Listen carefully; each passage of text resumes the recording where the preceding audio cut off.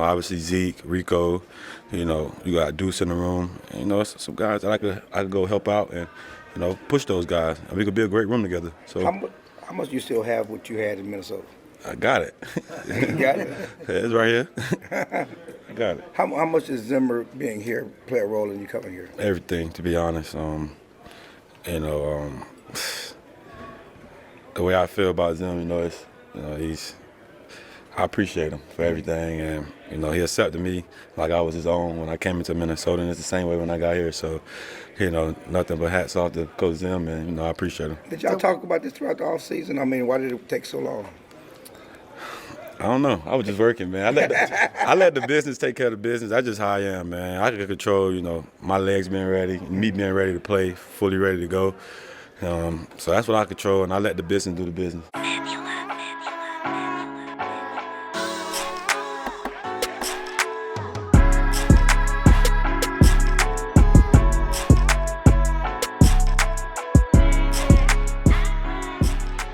What's good, people? It's your boy, Mr. Rome, Cowboys fan talk, right back like I never left. What's good with y'all, man? How y'all feeling? I know y'all seen that clip, man. Dalvin Cook understands the assignment. He does. Before I get into that, though, let me say thank y'all, man. I appreciate y'all. All the love y'all been showing me, all the support y'all been showing me. I've been improving the studio, as you can see. New microphone stand. Going to be changing up the wall a little bit. Got the stream deck. I've been doing things, and that's thanks to y'all and y'all support.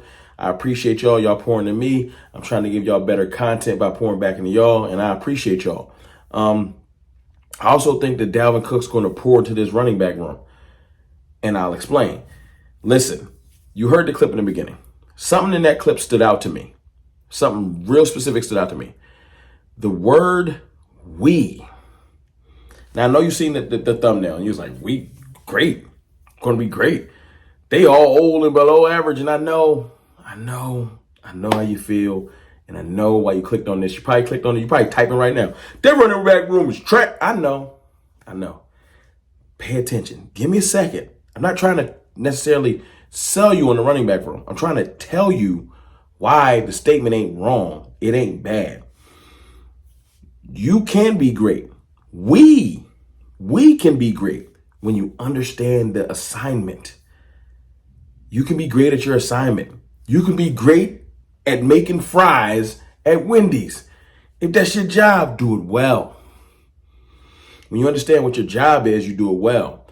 Dalvin Cook being asked about the running back room and him naming Zeke, Rico, Deuce, and then himself, saying we can be great, is so important to me. You got to pay attention to nuanced things like that.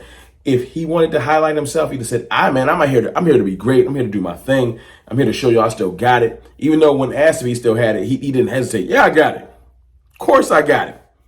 What you mean? Because he hasn't lost confidence in himself. He talked about keeping his body in shape and everything like that, how he wasn't fully healthy last year, and he feels like he's fully healthy now. But him saying we, understanding that I'm not here to carry the load. I'm not here to be the number one back. The bell cow days is over. Zeke understands the bell cow days is over. Rico Dowdle's trying to elevate and become what Dalvin Cook and Zeke have been. And I know y'all going to say they're going to be progress stoppers.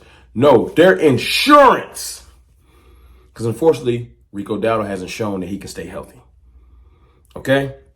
And Rico just looked like he could stay healthy and he could just carry this team. I don't think we just kept Rico, added Deuce, and moved on with our day. But Deuce has his deficiencies because as much as I want to hate to say it, or much as I do hate to say it, his height can be an impediment. He can't play special teams because of his height. He can't do certain things on offense because of his height. He just can't. He's a specialty player. That's probably how it's always going to be.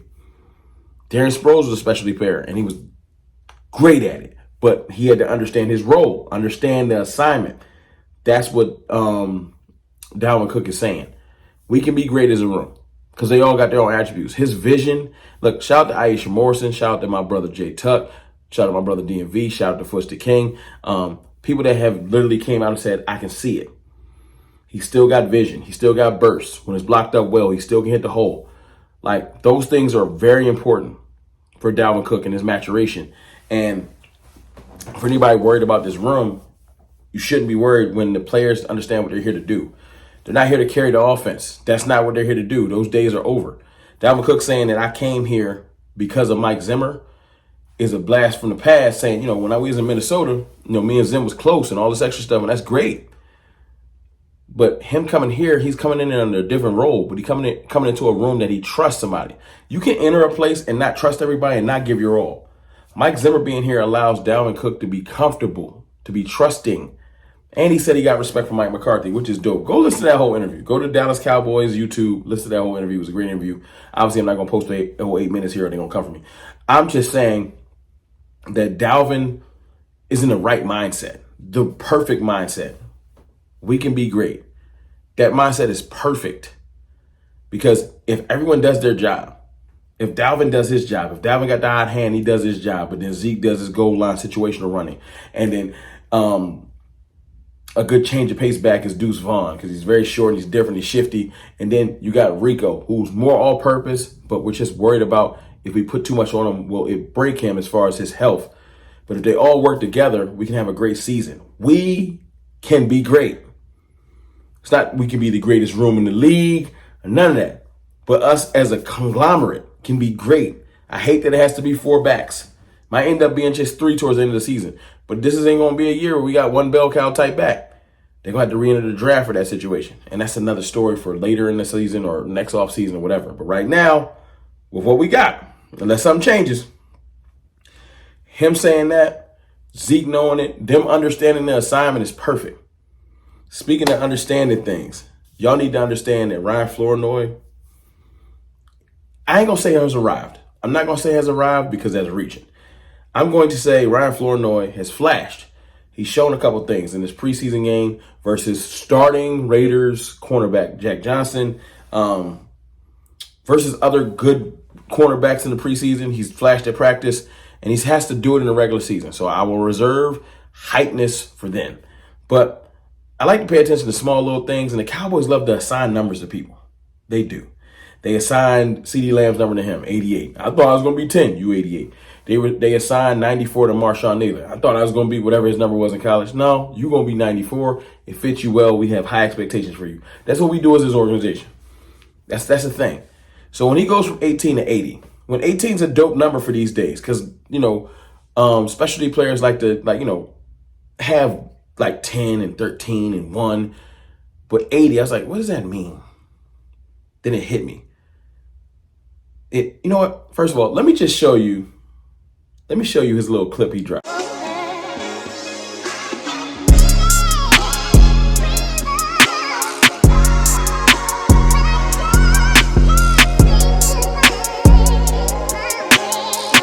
It hit me. Okay. 18 to 80. Who wore 80? Who's a big Alvin Harper? Now, for the younger kids, do your Googles. I ain't here to tell you. But Michael Irvin, in the glory years, 88. His running mate, the other receiver, 80, Alvin Harper. Now, Brandon Cooks is dope, but he's a veteran. He's had his full career. He's been in the league 10 years. No one's expecting him to run with CeeDee Lamb for the rest of his career. So CeeDee Lamb hasn't had a dual running mate yet since he's became the number 1 dog. Jalen Tolbert's like, it's me. And I'm like, you got to show me because I ain't seen it yet. Show me in the season, not just in practice. I'm glad you got number 1 and you're trying to look all cool. Show me. Ryan Flournoy has shown me that in his first couple of opportunities, that the lights ain't too bright. Tolbert has taken a couple years. It's taken Ryan Flournoy a couple practices. And then CeeDee Lamb came out and changed the game. He said, Flo has been doing this thing. And I said, hold on, this is an interview. You just call him Flo? And it just clicked. It just made sense. I ain't calling him Flournoy no more. I'm going to call him Flo. From here on out, when I say Flo, no, I'm referring to Ryan Flournoy. And Flo has gotten busy this preseason. He was hurt most of the preseason. Came back in and showed y'all I look different. In practice the other day, one-handed catches. I look different. I'm different. CeeDee Lamb having a definitive number 2 changes everything. And them putting him in 80, it's a reason behind it. It's a reason behind it. But y'all let me know in the comments if I'm just crazy. I'm super homer, man. Y'all know what y'all love to call me. You too hype, Rome, calm down. Whatever. All I know is this. Dalvin Cook coming in and pretty much just letting everybody know that he understands his role. It's the same way that when Brandon Cooks came in, he understood his role. I love when veterans come in and know what they're doing. You know what I'm saying? And then, Flo, 80, I like it. It's your boy, Mr. Rome. I holla.